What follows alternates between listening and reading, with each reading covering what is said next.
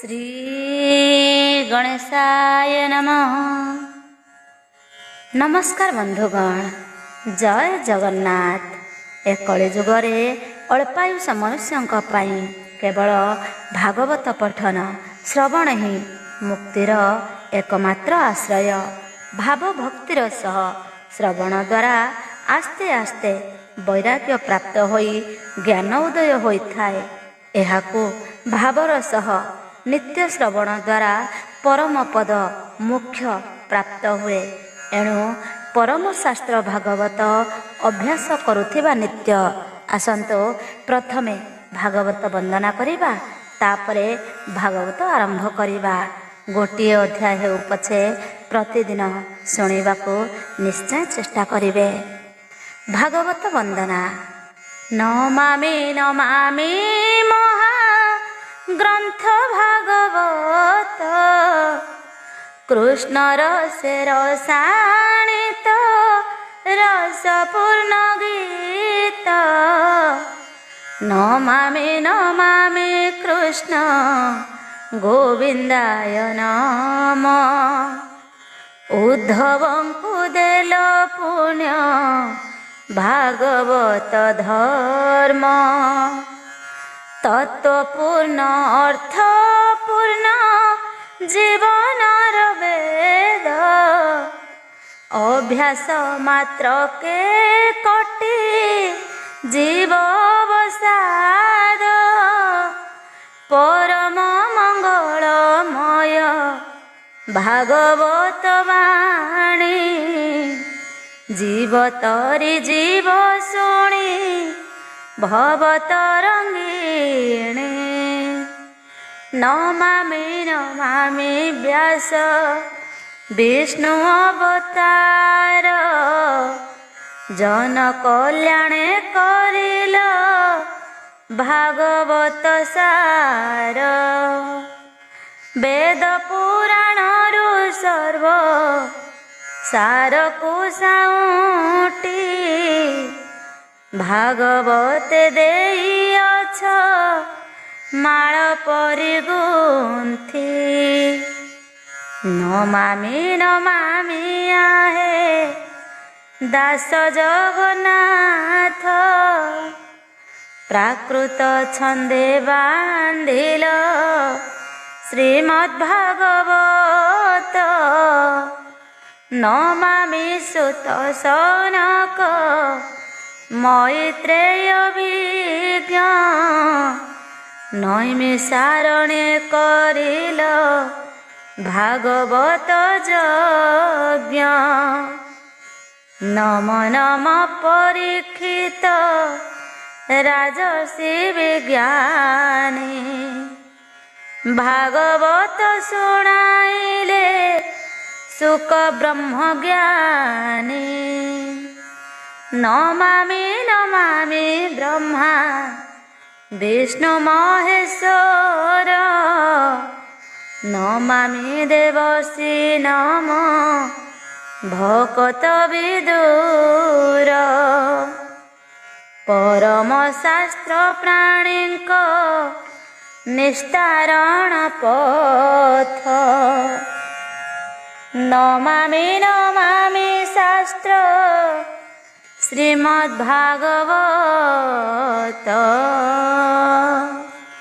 एबे आसंतु शुणिबा दशम स्कंध श्रीमद्भागवत द्वारिका लीला पंचशीतितम अध्याय।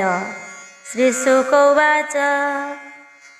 शुक कहन्ति राजा आगे, राक्षसे मिली यज्ञ भागे।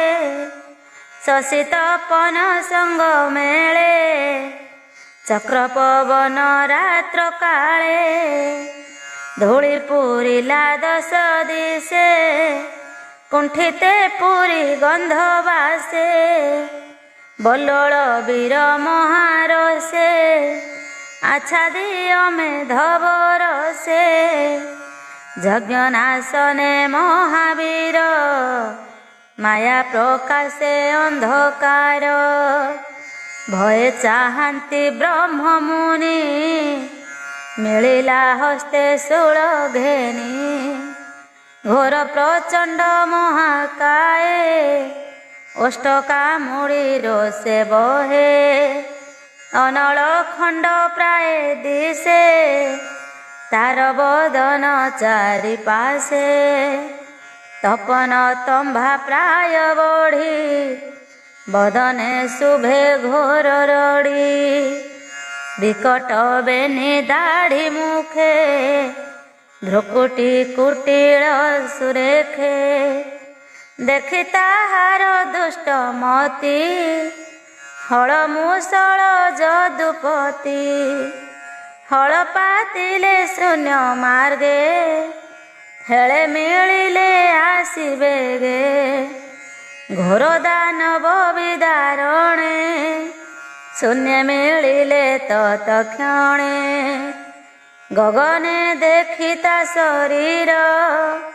ଲଙ୍ଗଳ ଅଗ୍ରେ ନୀଳାମ୍ବର ଆକର୍ଷି ଆଣି ଯଜ୍ଞ କୁଣ୍ଡେ ମୂଷଳ ପ୍ରହାରିଲେ ମୁଣ୍ଡେ ତକ୍ଷଣେ ହୋଇ ଶତଖଣ୍ଡ ତଳେ ପଡ଼ିଲା ମୃତ ପିଣ୍ଡ ରୁଧିର ଗଳେ ତା ବଦନେ ପ୍ରାଣ ଛାଡ଼ିଲା ଘୋର ଶୋନେ ବାସବ ବଜ୍ରେ ଯେହ୍ନେ ଗିରି ଶବଦେ ଦଶ ଦିଗେ ପୁରୀ ଅବନୀ ହୋଇଲା ଉଶ୍ୱାସ ବ୍ରାହ୍ମଣେ ମିଳି ରାମ ପାଶ ଆଶିଷ କରନ୍ତି ଆନନ୍ଦେ ନିଗମ ବାକ୍ୟ ଅନୁବାଦେ ପୁଷ୍ପବରଷି ସ୍ତୁତି ଭଣି ସୁନ୍ଦର ଦିଶଇ ଧରଣୀ ରାମେ ପୂଜିଲେ ମହାଜନେ ବୃତ୍ର ବିନାଶେ ଇନ୍ଦ୍ର ଜେହ୍ନେ ନାନା କୁସୁମ ପରିମଳ ହୃଦେ ନିବେଶି ପଦ୍ମମାଳ ନୀଳକୁଣ୍ଡଳ ରତ୍ନମଣି ପୂଜିଲେ ଅଳଙ୍କାର ଘେନି ବ୍ରାହ୍ମଣେ ହୋଇ ଅନୁଜ୍ଞାତ ହରସ ରୋହିଣୀର ସୁତ ସ୍ନାନ ସାରିଲେ ବିପ୍ରମେଳେ ପିତୃଦେବତା ତୋଷି ଜଳେ ମିଳିଲେ ମାନ ସରୋବରେ ଯହୁଁ ସରଜୁ ଅବତରେ ସରଜୁ ଅନୁବ୍ରତେ ବଳି ବେଣୀ ପ୍ରହାଏ ଯାଏ ମିଳି ସ୍ନାନ ସାରି ସେ କାମ ପାଳେ ମିଳିଲେ ମହେନ୍ଦ୍ର ଚଳେ ତହିଁ ଦେଖିଲେ ପରଶୁରାମ ଯେ ଯୋଗୀ ଗଣେ ଶୁଦ୍ଧ ଧାମ ତାହାଙ୍କୁ କରି ନମସ୍କାର ଗମନ କଲେ ହଳଧର ବ୍ୟଙ୍କଟ ପ୍ରଭୁ ଦର୍ଶନ ଆନନ୍ଦେ ରୋହିଣୀ ନନ୍ଦନ ତହୁଁ ଚଳିଲେ ତପୋନିଷ୍ଠି ପୁଣି ମିଳିଲେ କାମକୁଟି କାଞ୍ଚି କାବେରୀ ତହୁଁ ଗଲେ ଯୋଗୀ ଜନଙ୍କ ସଙ୍ଗ ମେଳେ ଶ୍ରୀରଙ୍ଗ ତୀର୍ଥ ତହୁଁ କରି ନିରାଶ ନିଧି ଯହୁଁ ହରି ଋଷଭପୁରୀ ବିଷ୍ଣୁ ସ୍ଥାନ ତହୁଁ ଚଳିଲେ ମଧୁବନ ଦକ୍ଷିଣ ମୁଖେ ଅପ୍ରମାଦେ ରାମ ମିଳିଲେ ସେତୁ ବନ୍ଧେ ଦୁରିତ ହତ ଦର୍ଶନେ ଶ୍ରୀରାମ ପୂଜି ତୋଷ ମନେ ରଘୁନାଥଙ୍କ ପ୍ରୀତି ଅର୍ଥେ ଧେନୁ ଉତ୍ସରିଲେ ଅୟୁତେ ତହୁଁ ଆନନ୍ଦେ କାମ ପାଳ ମିଳିଲେ ପର୍ଣ୍ଣାକୃତ ମାଳ ତହୁଁ ମିଳିଲେ ତାମ୍ରପର୍ଣ୍ଣି ସଙ୍ଗେ ଅନେକ ବିପ୍ର ଘେନି ମଳୟ କୁଳାଚଳ ଦେଶେ ମିଳି ଅଗସ୍ତି ମୁନି ପାଶେ ଚରଣେ କରି ନମସ୍କାର ଆଶିଷ ଘେନି ତାହାଙ୍କର ଦକ୍ଷିଣ ସିନ୍ଧୁ ତୀରେ ମିଳି ରାମ ଦେଖିଲେ ଭଦ୍ରକାଳୀ, ଦୁର୍ଗା ନିକଟେ କୁମ୍ଭ ମାସେ। ରାମ ରହିଲେ ମନ ତୋଷେ, ଉତ୍ତମ ତୀର୍ଥ ପଞ୍ଚାପ୍ସର। ତହିଁ ମିଳିଲେ ହଳଧର, ଯହିଁ ଗୋବିନ୍ଦ ସନ୍ନିହିତ। ତହିଁ ଉତ୍ସର୍ଗୀ ଧେନୁ ସତ, ତହୁଁ ଆନନ୍ଦେ ବଳରାମ। କେରଳ ନଗରେ ଆଗମ, ତହୁଁ କାର୍ତ୍ତିକ ଲିଙ୍ଗ ଦେଖି। ପୁଣି ମିଳିଲେ ଜ୍ୱାଳାମୁଖୀ, ଗୋକର୍ଣ୍ଣ ତୀର୍ଥେ ମହାସ୍ଥାନେ। ଯହିଁ ଧୂର୍ଜଟି ସନ୍ନିଧାନେ, ତହୁଁ ମିଳିଲେ ଆର୍ଯ୍ୟ ଦେବୀ। ବ୍ୟାସନନ୍ଦନ ପାଦେ ସେବି, ତହୁଁ ଗମନ ପୂର୍ବ ମୁଖେ। ମିଳିଲେ ତୀର୍ଥ ପୁଣ୍ଡରୀକେ, ତହୁଁ ତାରକାନାଥ ଭାବି। ଦଣ୍ଡକାରଣ୍ୟ ଭୂମି ସେବି, ତହୁଁ ଗମନରେ ବାତିରେ। ପ୍ରବେଶ ମହେଶ୍ୱରୀପୁରେ, ସ୍ନାନ ସାରିଣ ଧେନୁ ତୀର୍ଥେ। ଧେନୁ ଉତ୍ସର୍ଗୀ ଶିବ ଅର୍ଥେ, ସନ୍ତୋଷେ ରୋହିଣୀ ନନ୍ଦନ। ପୁଣି ପ୍ରଭାସେ ଆଗମନ, ବନ୍ଦିଲେ ବିପ୍ରଙ୍କ ଚରଣ। ଶୋକ ବୋଲନ୍ତି ରାୟ ଶୁଣ, କୁରୁ ପାଣ୍ଡବ ଯୁଦ୍ଧ ବାଣୀ। ବିପ୍ରଙ୍କ ମୁଖୁ ରାମ ଶୁଣି, ଅନେକ ରାଜା ଗଲେ ନାଶ। ସୈନ୍ୟକ୍ଷଉଣି ଅଷ୍ଟାଦଶ, ଶୁଣି ସାନନ୍ଦ ହଳଧର। ବୋଇଲେ ଗଲା ଭୂମି ଭାର, ସୁଜନେ ନାହିଁ ଦୁଷ୍ଟ ବାଧା।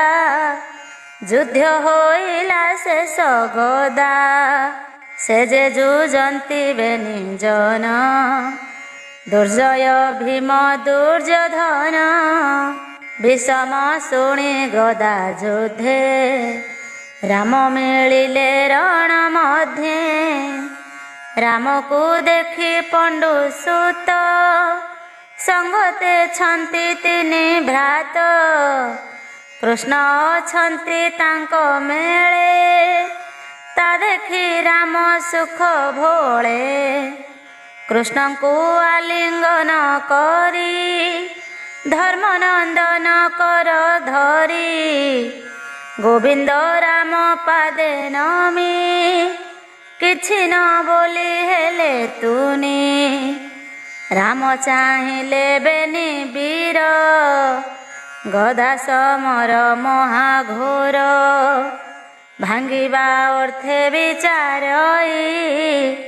ମାନ ଗୋବିନ୍ଦ ପଚାରଇ, ଦେଖି ମଣ୍ଡଳ ଗଦା ଗତି। ବୋଲନ୍ତି ରେବତୀର ପତି, ଶୁଣ ହେ ଦୁର୍ଯ୍ୟୋଧନ ଭୀମ। ଗଦା ସମରେ ସରିସମ, ଉତ୍ତମ ଶିକ୍ଷା ଦୁର୍ଯ୍ୟୋଧନ। ବଳେ ଅଧିକ ଭୀମସେନ, ଏ ଗଦାରେ ତ ଫଳ ନାହିଁ। ସଂଗ୍ରାମ ଛାଡ଼ ତୁମ୍ଭେ ଦୁଇ, ଗଦା ପ୍ରହାରେ ଦୃଢ଼ ମତି। ରାମର ବାକ୍ୟ ନ ଶୁଣନ୍ତି, ଘୋର ସମର ପ୍ରହାରନ୍ତି। ରାମ ଦେଖିଲେ ତାଙ୍କ ମତି, ବଦ୍ଧ ବୈରୀ ସୁମରନ୍ତି। ଆନନ୍ଦ ମନେ ଦ୍ୱାରାବତୀ, ମିଳିଲେ ରୋହିଣୀ ନନ୍ଦନ। ଦେଖି ଆନନ୍ଦ ଉଗ୍ରସେନ, ବନ୍ଧୁ ବାନ୍ଧବ ପୁତ୍ର ବଳ। କରାନ୍ତି ଜଣେ ଜଣେ କୋଳ, ଏମନ୍ତେ ରହି ଦିନା କେତେ। ମିଳିଲେ ନଈମିଷ ତୀର୍ଥେ, ଯଜ୍ଞ ଯେ ଥିଲେ ମୁନି ଜନେ। ତକ୍ଷଣେ ରାମର ବଚନେ, ରାମଙ୍କୁ କରାଇଲେ ଜାଗ, ନିବୃତ୍ତ କ୍ରିୟା ଅନୁରାଗ। ସନ୍ତୋଷେ ରୋହିଣୀ ନନ୍ଦନ, ମୁନିଙ୍କୁ ଦେଲେ ଦିବ୍ୟ ଜ୍ଞାନ।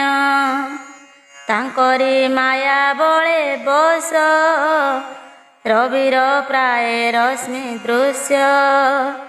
ସଙ୍ଗତେ ଘେନି ନିଜ ନାରୀ, ସେ ଅବଭୃତେ ସ୍ନାନ କରି। ସୁହୃଦ ବନ୍ଧୁ ସଙ୍ଗେ ଥାଇ, ଶଶାଙ୍କ ପ୍ରାୟ ବିରାଜଇ। ଏ ଆଦି ଯେତେ କର୍ମ ଗୁଣ, ରାଜନ ଏକ ମନେ ଶୁଣ। ମାୟା ମନୁଷ୍ୟ ଅବତାର, କେ କହୁ ମହିମା ତାହାର। ଏ ରାମ କର୍ମ ଯେ ଶୁଣନ୍ତି, ମାୟା ଗହନେ ନ ପଡ଼ନ୍ତି। ଉଭୟ ସନ୍ଧ୍ୟା କାଳେ ପୁଣି, ବିଷ୍ଣୁ ସେବକ ଯେତେ ପ୍ରାଣୀ। ଭକତି ଲଭନ୍ତି ସେ ତତ୍ତ୍ୱ, କହଇ ବିପ୍ର ଜଗନ୍ନାଥ। ଇତି ଶ୍ରୀମଦ୍ଭାଗବତେ ମହାପୁରାଣେ ପାରମହଂସ୍ୟାଂ ସଂହିତାୟାଂ ବୈୟାସିକ୍ୟାଂ ଦଶମସ୍କନ୍ଧେ ବଳଦେବ ତୀର୍ଥଯାତ୍ରାଗମନେ ନାମ ପଞ୍ଚଶତତମ ଅଧ୍ୟାୟ। ଷୋଡ଼ଶତମ ଅଧ୍ୟାୟ। ରାଜବାଚ ଶୁକ ଚରଣେ ଦେଇ କର, ବୋଲେ ପରୀକ୍ଷ ନୃପବର। ଭୂମୁନି ଆନନ୍ଦ ଚରିତ, ଶୁଣି ହୋଇଲି କୃତକୃତ୍ୟ। ମହାତ୍ମା ମୁକୁନ୍ଦର ବାଣୀ, ଆତ୍ମା ପବିତ୍ର କଲି ଶୁଣି।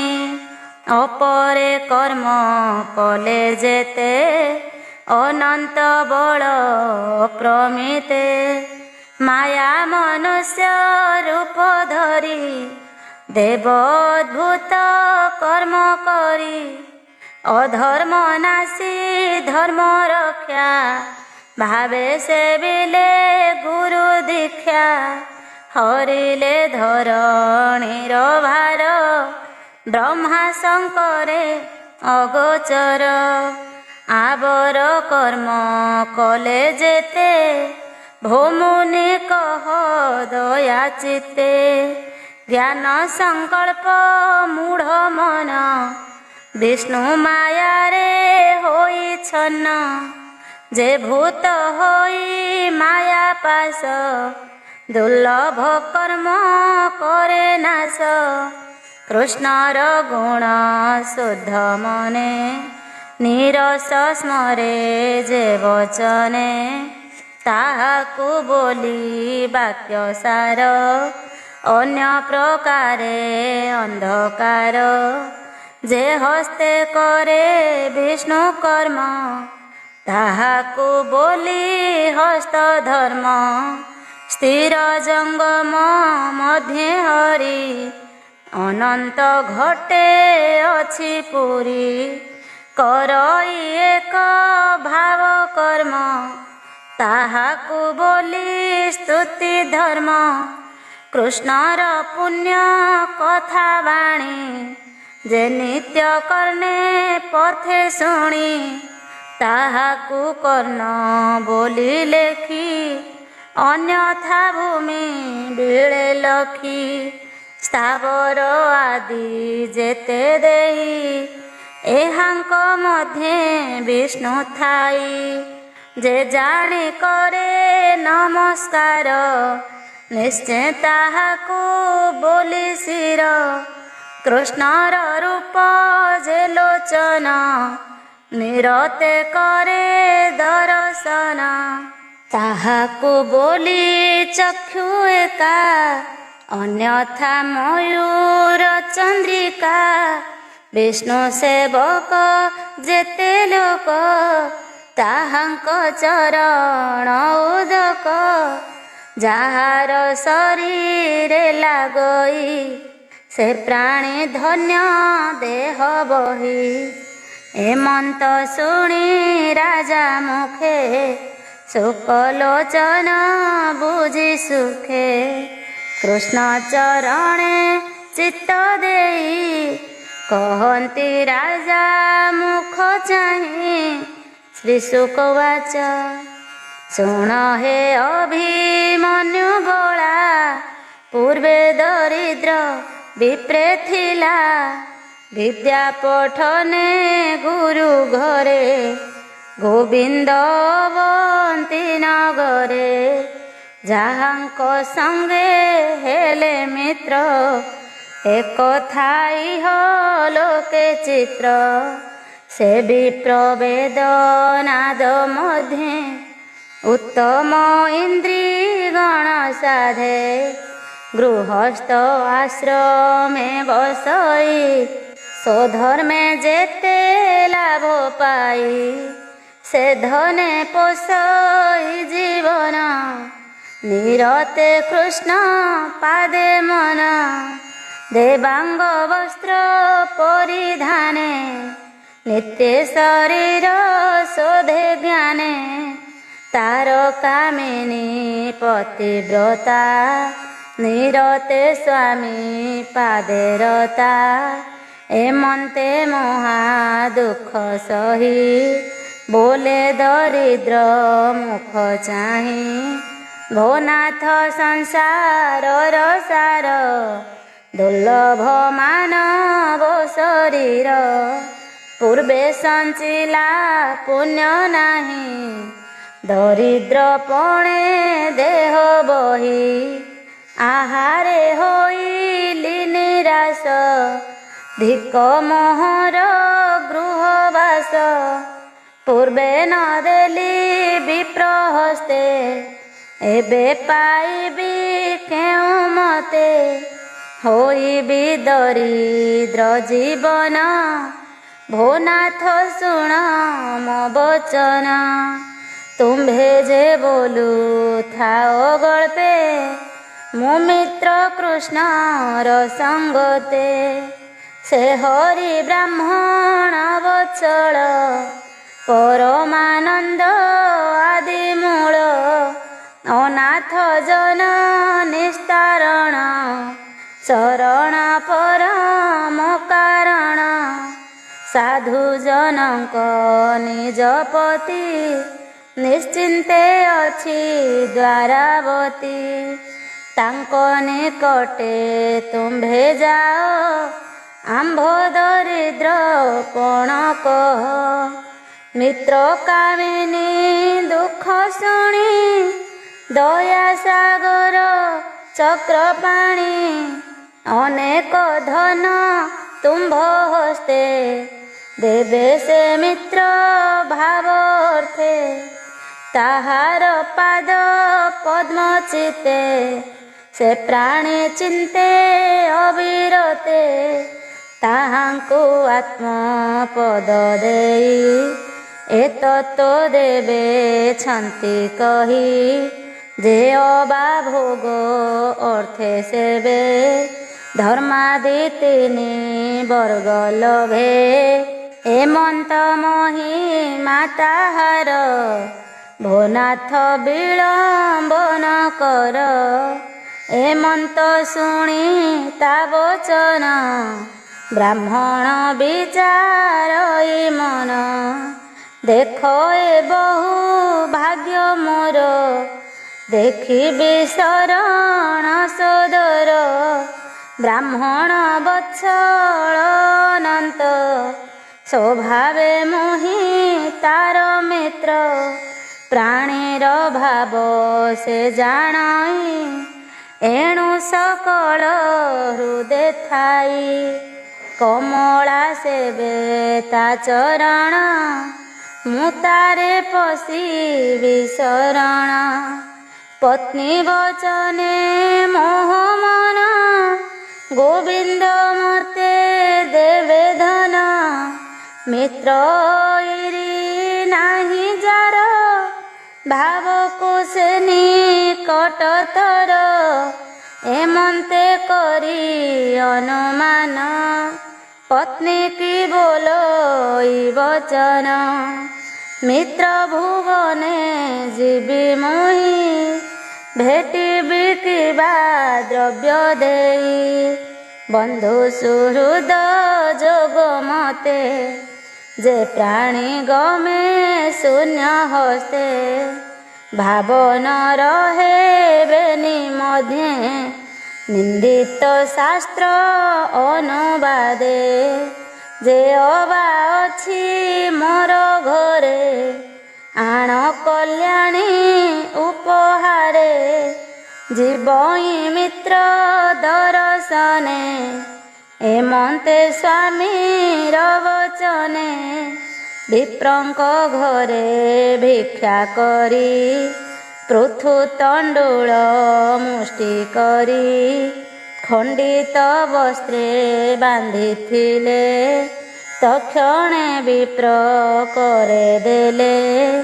पृथुक घेनी उपासने चलिला द्वारिका भुवने पथे चिंतई विप्र जानते कृष्णंकु भेटिबि केमंते दारिद्र्य दुख ए मोहर जे हरि ब्रह्मांड ठाकुर एमंत विचारई मने पथे गमई सावधाने एमंते जाई केते दूरे प्रवेश हेला बन घरे घोर गहन गला जिणी गमई दिवस रजनी अनेक पाई पथ श्रम मिलिला द्वारिका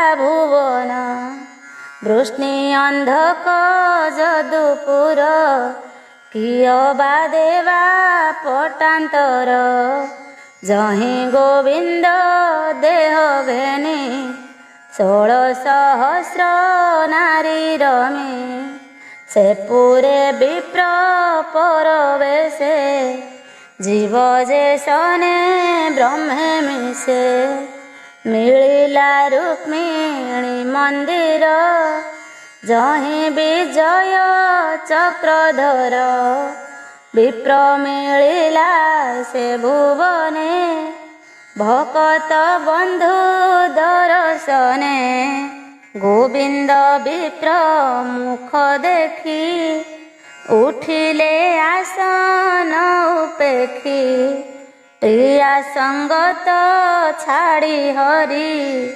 विप्रंकु आलिंगन करी जगत बंधु दामोदर हृदय लगाई विप्रवर आनंदे पुण पुण कळे नयन जुगु अश्रु गळे आनंदे मित्र को बसाई चरण शुद्ध जले धोई शेष उदक शिरे घेनी नमिले ब्रह्मांडर स्वामी जापाद जल गंगा नदी पवित्र जगते प्रसिद्धि जाना में सर्व पाप हरे से विप्रपाद बहे सिरे श्री करे घेनी चतुसम सौरभ गंध मनोरम आनंदे विप्र अंगे बोली भकत बंधु बनमाली अगुरु धूप देई पासे पाद पोछंती पीतवासे कर्पूर बासे दीपपंती आनंदे जाली जदुपति चरण पूजी षडर्घे तांबूल देले अनुरागे कुशल प्रभु भगवान मित्रे पूछन्ति तोष मन कुत्सित वस्त्र द्विजवर ଦୁଃଖେ ମଳିନ କଳେବର ক্ষুধা অনলে কম্পে কায়ে ঝিন বসন অঙ্গে সোহে দিব্য চামর করে ধরি বিঞ্চন্তি ভীষ্মঙ্ক নন্দিনী কৃষ্ণর অন্তপুর নারী বিপ্রଙ୍କୁ ଦେଖନ୍ତି ଉଭାରି କୃଷ୍ଣର ସେବା ଅନୁମାନେ ଦେଖିଣ ବିସ୍ମିତ ବଦନେ ଏକ ଆରେକ ମୁଖ ଚାହିଁ ବୋଲନ୍ତି ଗାଲେ ହାତ ଦେଇ ଦେଖ ଏହାର ତପ ଫଳ ଯାର ସେବକ ନନ୍ଦବାଳ ଏମନ୍ତ ନାହିଁ ନ ଦେଖିଲା ପୂର୍ବେ କେତେ ପୁଣ୍ୟ କଲା ରୂପ ଦିଶଇ ବିପରୀତ ଜନ୍ମ ଚିକଣ ଦେହ ହାତ ଦେଖ ଏ ଅଧମ ନିଧନ ଏହୁ ସଂସାରେ କ୍ରିୟାହୀନ ଏହାର ଦେହେ ନନ୍ଦବଳା ଶ୍ରୀଭୁଜେ ଆଲିଙ୍ଗନ କଲା ଲକ୍ଷ୍ମୀର ସଙ୍ଗେ ସଜା ତେଜି ଆନନ୍ଦେ ବେନି ଚକ୍ଷୁ ବୁଜି ଆନନ୍ଦେ ତୋଳିବେନି ଭୁଜେ ଯେମନ୍ତେ ବଳ ଭଦ୍ରେ ବିଜେ ଏମନ୍ତ ବୋଲି ପୁରଜନେ ଗୋବିନ୍ଦ ଗଭୀର ବଚନେ ଗୁରୁ ଭୁବନେ ବାଳ କାଳେ ଥିଲେ ଯେ ବାଳ ସଙ୍ଗ ମେଳେ ସେ କଥା ଗୋବିନ୍ଦ ସୁମରି କହନ୍ତି ବିପ୍ର ପାଦ ଧରି ଲଳିତ ଗତି ଦାମୋଦର ବୋଲନ୍ତି ଶୁଣ ବିପ୍ରବର ଗୁରୁ ଦକ୍ଷିଣା ଆମ୍ଭେ ଦେଇ ଘରେ ମିଳିଲୁ ବେନି ଭାଇ ତୁମ୍ଭେ ଯେ ବିଦ୍ୟା ସମ୍ପ୍ରାପତେ ନିଜ ଭୁବନେ ଉପଗତେ ଉତ୍ତମ କୂଳେ କନ୍ୟା ବରି ବିବାହ ହୋଇଲ ଏକ ନାରୀ ତାହା ମୁନ ମଣଇ ସତ ଦେଖିଲି ତୁମ୍ଭଙ୍କୁ ସାକ୍ଷାତ ଗୃହକରଣ କାମ ଭୋଗ ତୁମ୍ଭର ମନ ବୈରାଗ ନିର୍ଲୋଭ ପ୍ରାୟ ମୁଁ ମଣଇ ବୋଲନ୍ତି ପ୍ରଭୁ ଭାବଗ୍ରାହୀ ଥୋକାଏ ଲୋକ ଏ ସଂସାରେ କର୍ମ ସାଧନ୍ତି ନିଜ ଘରେ କର୍ମେ ନୁହନ୍ତି ହତ ଚେତା ସଂସାରେ ମୋହ ଗୃହ ଯଥା ଭୂମିତ୍ର ଗୁରୁ ଘରେ ଯାଇ ବିଦ୍ୟା ପଢ଼ିଲୁ ବେନି ଭାଇ ତୁମ୍ଭ ସହିତେ ଶିଶୁ ମେଳେ ଯେ ଅବା ହେଲା ବାଳ କାଳେ ଗୁରୁ କହିଲେ ଜ୍ଞାନ ସାର ଯେଣେ ନ ଲାଗେ ଏ ସଂସାର ଯେ ଗୁରୁ ପୁଣ୍ୟ କର୍ମ ଫଳେ ଆମ୍ଭେ ଲୋଭିଲୁ ମୋହି ତଳେ ଆଶ୍ରମୀ ଜନ କାମ ପୁରୁ ମୁଁ ଯେନେ ଜ୍ଞାନ ଦାତା ଗୁରୁ ଯେ ପ୍ରାଣୀ ବର୍ଣ୍ଣାଶ୍ରମ ମଧ୍ୟେ ପଣ୍ଡିତ ଜନ ଅନୁବାଦେ ମୋର ବଚନ ଉପଦେଶେ ସଂସାରୁ ତରନ୍ତି ବିଶ୍ୱାସେ ଯଜ୍ଞ ସମାଧି ତପ ଶାନ୍ତି ଏ ମାର୍ଗେ ଯେ ମୋତେ ଭଜନ୍ତି ତାହାକୁ ନୁହେଁ ତେଡ଼େ ଦୋଷ। ଗୁରୁ ଭକତି ମୁଁ ବିଶ୍ୱାସ, ହେବି ପ୍ରଶୁଣ ମିତ୍ର ମୋର। ମନେ କି ଅଛ ତୁମ୍ଭର, ଆମ୍ଭେ ଯେ ଗୁରୁ ଘରେ ଥାଇ। ଗୁରୁ କାମିନୀ ଆଜ୍ଞା ପାଇ, ଗୁରୁଙ୍କ ଅନ୍ନ ସିଦ୍ଧ ଅର୍ଥେ। ଅରଣ୍ୟେ ପଶିଲୁ ସମସ୍ତେ, ଶୁଷ୍କ ଇନ୍ଧନ ଆଣିବାରେ। ମିଳିଲୁ ଘୋର ଅରଣ୍ୟରେ, ଏମନ୍ତେ ଅନ୍ୟ ଋତୁ କାଳେ। ଗଗନେ ମିଳି ମେଘମାଳେ, ଦିବସେ କରି ଅନ୍ଧକାର। ବାତ ବରଷା ମହାଘୋର, ନିଗୂଢ଼ ବଜ୍ରା ଘାତ ତ୍ରାସ। ବନେ ନଦୀ ସେ ଦଶ ଦିଶ, ତକ୍ଷଣେ ରବି ଅସ୍ତ ହେଲା। ଘୋର ତିମିର ପ୍ରକାଶିଲା, ଶୁଖିଲା କାଠ ଆଣିବାରେ। ଆମ୍ଭେ ଗମିଲୁ ବନ ଘୋରେ, ଜଳ ପୂରିଲା ବନ ଭୂଇଁ। ସ୍ଥଳ ଶରୀର ନଦୀ ସଇ, ଜଳ ପବନ ଦେହେ ବାଜି। ଆମ୍ଭେ ବୁଲିଲୁ ସ୍ଥାନ ଖୋଜି, ଏକ ଆରେକ ହସ୍ତ ଧରି। ଦିଗ ନ ପାଇ ଅନୁସରି, କାତରେ ଉଠି ବୃକ୍ଷ ଡାଳେ। ରାତ୍ରେ ବଞ୍ଚିଲୁ ଏକ ମେଳେ, ଏମନ୍ତେ ରଜନୀ ପାହିଲା। ରବି କିରଣ ପ୍ରକାଶିଲା, ଗୁରୁ କାମିନୀ ସଙ୍ଗ ମେଳେ। ଆମ୍ଭଙ୍କୁ ଖୋଜି ପ୍ରାତ କାଳେ, ଡାକନ୍ତି ମୁଖେ ନାମ ଧରି। ଖୋଜନ୍ତି ଘୋର ବନେ ହେରି, ଶବଦ ଶୁଣି ଘୋର ବନେ।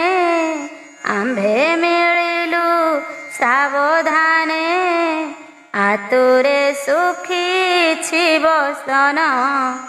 ଆମ୍ଭଙ୍କୁ ଦେଖି ତୋଷ ମନ, ଆମ୍ଭର ଦୁଃଖ ମୁଖ ଚାହିଁ। ଗୁରୁ ବୋଲନ୍ତି ତୋଷ ହୋଇ, ହେ ଶିଶୁ ପୁତ୍ର ମୋର ଅର୍ଥେ। ତୁମ୍ଭ ଯେ ଗହନ ବନସ୍ତେ, ଦୁର୍ଗମ ଗହନ ବନସ୍ତେ। ଏହା ନ ମଣି ମୋର ଅର୍ଥେ, ଦୁଃଖେ ଗମିଲ ଘୋର ବନ। ମୁଁ ଆଜ ହୋଇଲି ପ୍ରସନ୍ନ, ଯେତେ ତୁମ୍ଭର ମନୋରଥ। ମୋର କଲ୍ୟାଣେ ହେଉ ସାର୍ଥ, ତୁମ୍ଭର ବିଦ୍ୟା ତିନି ଲୋକେ। ଅକ୍ଷୟ ହୋଇ ଥାଉ ସୁଖେ, ଏମନ୍ତ କଲେ ସେ କଲ୍ୟାଣ। କୃଷ୍ଣ ବୋଲନ୍ତି ମିତ୍ର ଶୁଣ, ଏମନ୍ତେ ନାନା କୌତୁକେ। ବଞ୍ଚିଲୁ ଗୁରୁ ଗୃହେ ସୁଖେ, ଗୁରୁ ପ୍ରସନ୍ନେ ବିଦ୍ୟା ଜାଣି। ବ୍ରାହ୍ମଣ ବୋଲେ ତାହା ଶୁଣି, ତୁ ନାଥ ଦେବଙ୍କର ଗୁରୁ। ବିପାକ ଫଳକୁ ବିଚାରୁ, ଗୁରୁ ଭୁବନେ ତୋର ମିଳେ। ଯେବେ ମୁଁ ଥିଲି ବାଳକାଳେ, ତୋ ସଙ୍ଗ ପାଇ ପୁଣ୍ୟ କାମ। ତାକୁ ନ ଲାଗେ ଭବ ଭ୍ରମ, ଦେବତା ମାନେ ତୋ ଶରୀରେ। ତୋ ସଙ୍ଗେ ଗୁରୁଙ୍କ ନବରେ, ମୁଁ ଥିଲି ବୋଲି ବେକେ ଜନ। ବଡ଼ ଏ ଶାସ୍ତ୍ର ବିଡ଼ମ୍ବନ। କୃଷ୍ଣ ପ୍ରସନ୍ନେ ଭାଗବତ, କହିଲା ବିପ୍ର ଜଗନ୍ନାଥ। ଇତି ଶ୍ରୀମଦ୍ଭାଗବତେ ମହାପୁରାଣେ ପାରମହଂସ୍ୟାଂ ସଂହିତାୟାं ବୈୟାସିକ୍ୟାं ଦଶମସ୍କନ୍ଧେ କୃଷ୍ଣ ଦାମୋଦର ମିଳନେ ନାମ ଷୋଡ଼ଶୀତିତମ ଅଧ୍ୟାୟ। ସପ୍ତାଶୀତିତମ ଅଧ୍ୟାୟ। ଶ୍ରୀଶୁକ ଉବାଚ ଏମନ୍ତ ହରିପାଦ ଧ୍ୟାଇ ପରୀକ୍ଷ ଆଗେ ସୁକ କହି ଗୋବିନ୍ଦ ମିତ୍ର ଅଙ୍ଗ ସଙ୍ଗେ ବିବିଧ କଥା ନାନା ରଙ୍ଗେ।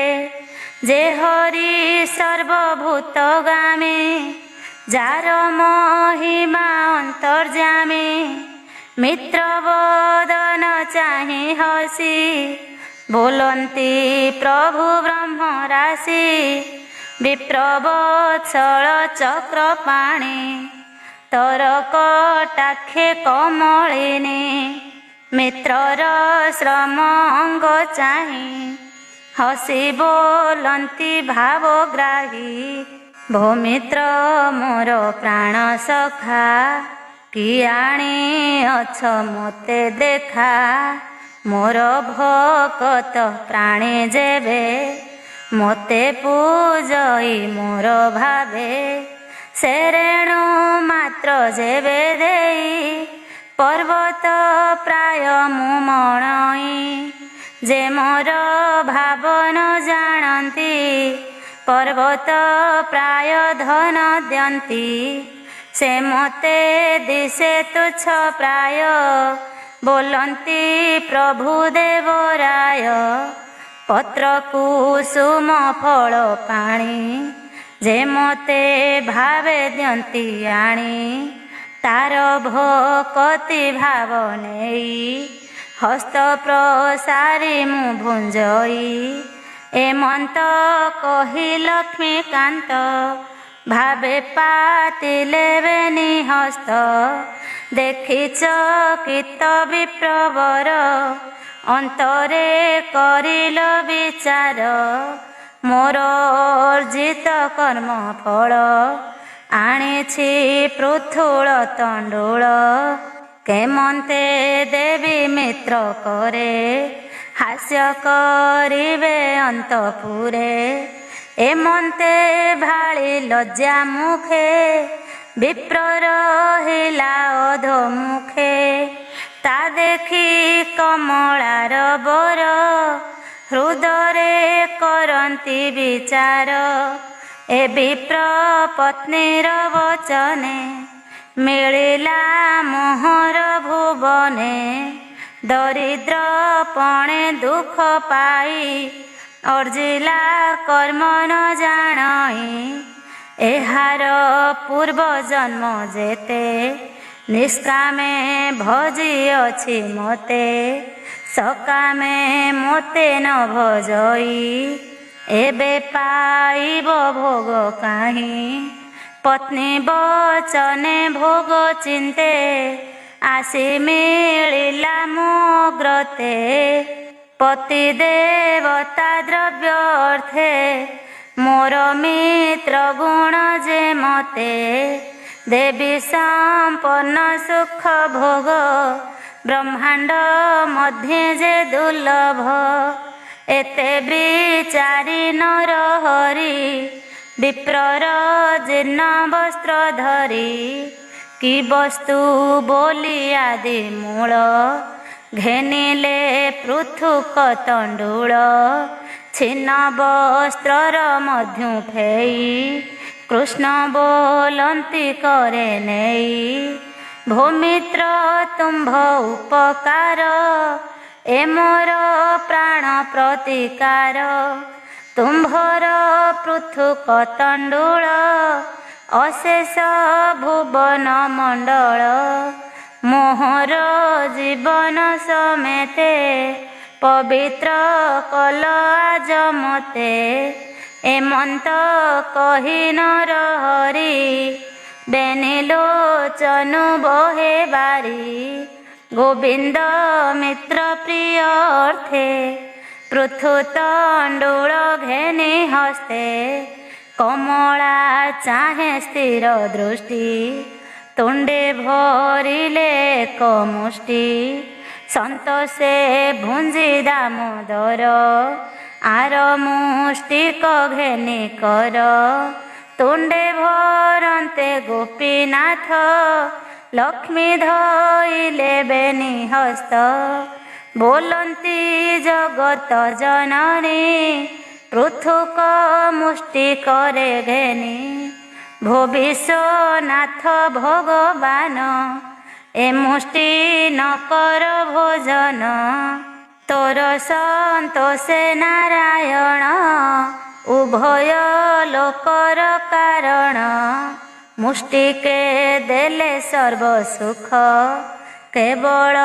ମାତ୍ର ମୋତେ ରଖ ମୁଁ ତୁମ୍ଭ ଚରଣ କମଳେ ଯେମନ୍ତେ ବଞ୍ଚେ ସୁଖେ ଭୋଳେ ଅଙ୍ଗନି ବେଶୀ କୃଷ୍ଣ ଦେହେ ମିଳିଲେ ସ୍ୱର୍ଗ ଭୋଗ ପ୍ରାୟ ଏମନ୍ତେ ପାଇଲା ରଜନୀ ଗୋବିନ୍ଦ ଝିନ ବସ୍ତ୍ର ଘେନି ବିପ୍ରଙ୍କୁ କରି ଅବଧାନ ପାଲଟି ପିନ୍ଧାଇ ବସନ ଆନନ୍ଦେ ଆଲିଙ୍ଗନ କରି ଭାବେ ବ୍ରାହ୍ମଣ ପାଦ ଧରି ପାଛୋଟି ଯାଇ କେତେ ଦୂର ବିପ୍ର ପେଶିଲେ ନିଜ ପୁର ଏବେ ହୋ ଶୁଣ କୁରୁ ବୀର ବିପ୍ର ଚଳଇ ନିଜ ପୁର କିଛି ନ ଦେଲେ ନାରାୟଣ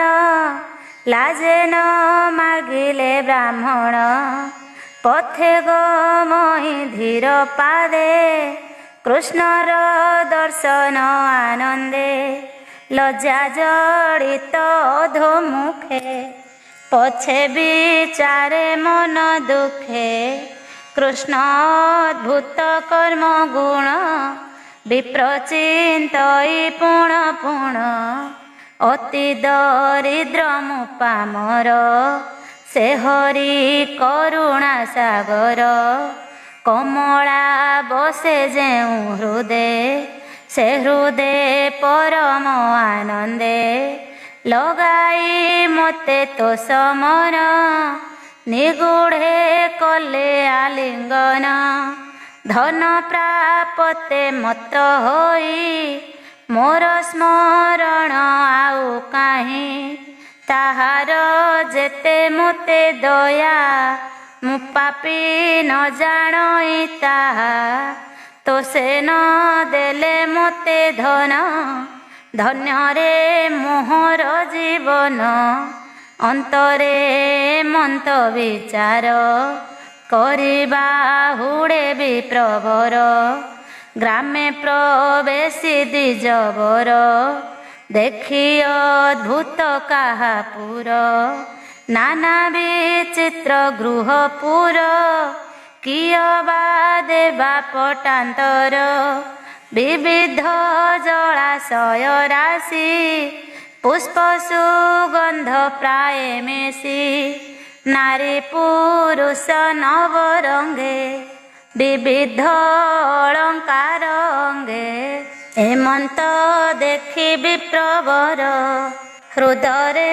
କରଇ ବିଚାର ଏକି ତାହାର ଦିବ୍ୟପୁର ଅବନୀ ମଧ୍ୟେ ଅଗୋଚର ମୋହ କୁଟୀର ଏହି ସ୍ଥାନେ ଛାଡ଼ି ଯେ ଗଲି ବିଦ୍ୟମାନେ ମୋହର ବୃଦ୍ଧା ପତ୍ନୀ କାହିଁ କିୟ ବା ପଥ ହୁଡ଼ିଲଇଁ ସମ୍ଭ୍ରମେ ଭ୍ରମି ଅନ୍ୟ ସ୍ଥାନେ ଏମନ୍ତେ ବିଚାରଇ ମନେ ଭୟ ବୁଝଇବେନି ଆଖି ପୁଣି ଭାଳଇ ଭୟ ଦେଖି ଏମନ୍ତେ ଶୁଣ ନୃପବର ନବରୁ ପତ୍ନୀ ଯେ ବାହାର ଅମର ପୁର ନର ନାରୀ ବିବିଧ ପାତ୍ର କରେ ଧରି ସୁସ୍ୱର ଗୀତ ବାଦ୍ୟନାଦ ଅଖିଳ ଅନେକ ସମ୍ପଦ ସଙ୍ଗେ ସତେକ ପରିବାରୀ କରେ ଚାମର ଛନ୍ତି ଧରି ମଙ୍ଗଳ ଗୀତ ନାଦ ବାଣୀ ମଧ୍ୟେ ବିଜୟତା ଘରଣୀ ରୂପେ କି ଦେବା ପଟାନ୍ତର ଅପୂର୍ବ ନାନା ମନୋହର ପତି ଆଗମନେ ଆନନ୍ଦ ସଙ୍ଗେ ଅଛନ୍ତି ନାରୀ ବୃନ୍ଦ ଭବନୁ ହୋଇଲା ବାହାର ରୂପେ ମୋହର ସୁର ନର ସେ ବିପ୍ର ନାରୀର ସଭରେ ସ୍ୱାମୀ କି ଦେଖି ନିଜ ଦ୍ୱାରେ ବିପ୍ର କାମିନୀ ପତିବ୍ରତା ଜଗତେ ଯାର ପୁଣ୍ୟ କଥା ଲୋଚନ ଅଶ୍ରୁ ଜଳେ ପୁରୀ ସ୍ୱାମୀ ଚରଣ କରେ ଧରି ଭାବେ ନ ମଇ ପୁଣ ପୁଣ ମନରେ କଲା ଲିଙ୍ଗନ ବ୍ରାହ୍ମଣ ନିଜ ନାରୀ ଚାହିଁ ଚକିତ ମନେ ବିଚାରଇ ସ୍ତମ୍ଭେ ଦିଶନ୍ତି ରତ୍ନ ରାଶି ଇନ୍ଦ୍ର ଭୁବନ ପ୍ରାୟ ଦିଶି ଗୋକ୍ଷୀର ବର୍ଣ୍ଣ ପ୍ରାୟ କାନ୍ତି ସଜ୍ଜା ପଲ୍ୟଙ୍କ ବିରାଜନ୍ତି ରତ୍ନ ପଲ୍ୟଙ୍କେ ହେମଦଣ୍ଡ ନିର୍ମଳ ହସ୍ତି ଦନ୍ତ ଖଣ୍ଡ ଶୁକ୍ଳ ଚାମର ରତ୍ନ କାନ୍ତି ମୁକୁତା ମାଳା ବିରାଜନ୍ତି ନାନା ଆସନେ ରତ୍ନମୟେ ତାହା ଭିଆଣ ଦେବରାଏ ଦାନ ଭୋଜନ ପ୍ରମିତ ବ୍ରାହ୍ମଣ ଦେଖିଲା ଅଦ୍ଭୁତ ସର୍ବସମ୍ପଦ ଏକ ଠୋଳେ ଦେଖଇ ନୟନ ନିଶ୍ଚଳେ ମନେ ଚିନ୍ତଇ ଯୋଗ ବଳେ ଏ କର୍ମ ନାହିଁ ରବି ତଳେ କେମନ୍ତେ ସମ୍ପଦ ମୋହର ନିଶ୍ଚୟ ଦେଲେ ଦାମୋଦର ଦ୍ୱାରକାପୁରେ ଯାଇଥିଲି ଏଡ଼େ ସମ୍ପଦ ନ ଦେଖିଲି ପରମାନନ୍ଦର ମହିମା ନିଗମ ନ ଜାଣଇ ସୀମା ମାଗିଲେ ନିଷ୍ଠୁର ଭଜଇ ଭକତେ ଅଚିନ୍ତ୍ୟ ସେ ଦେଇ କାଳ ନିୟମ ଯାର ନାହିଁ ଗଗନେ ଘନ ପ୍ରାୟ ହୋଇ ମୋହର ମିତ୍ର ଯଦୁପତି ଦେବେ ନ ଜାଣେ ତାର ଗତି ଅଭାବ ଦେଖି ଦୃଢ଼ ଚିତ୍ତ ଅଳପ କରଇ ସୋଦତ୍ତ ଅଳପ ଦେଲେ ଭାବ ଘେନି ବହୁତ ଘେନେ ଅନ୍ତର୍ଯାମୀ ପୃଥୁକ ମୁଷ୍ଟି ମୁହି ଆଣି ଭାବେ ଘେନିଲେ ଚକ୍ର ପାଣି ମୁଠିଏ ଖାଇ ତ ସଚିତେ ଲକ୍ଷ୍ମୀ ଧଇଲେ ବେନି ହସ୍ତେ ତେଣୁ ସମ୍ପଦ ଏ ମୋହର ଏତେ ବିଚାରି ବିପ୍ରବର ବୋଇଲେ ହୋଇ କୃତକୃତ୍ୟ କପୋଳେ ଦେଇବେନି ହସ୍ତ କୃଷ୍ଣ ଚରଣେ ଦେଇ ଚିତ ନିଶ୍ଚୟ ମୁହିଁ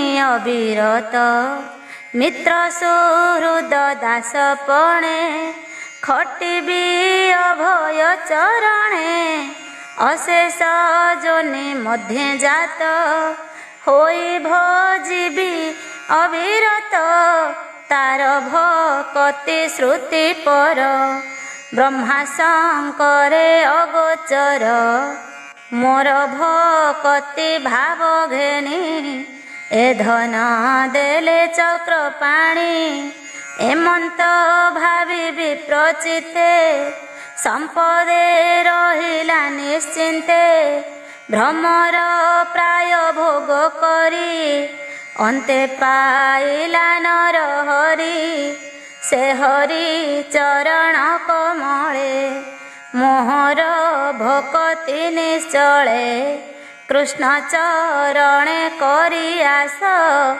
कहि जगन्नाथ दास। इति श्रीमद्भागवते महापुराणे पारमहंस्यां संहितायां वैयासिक्यां दशमस्कन्धे दामोदर विप्र दारिद्र्यनाशने नाम 87तमोऽध्याय।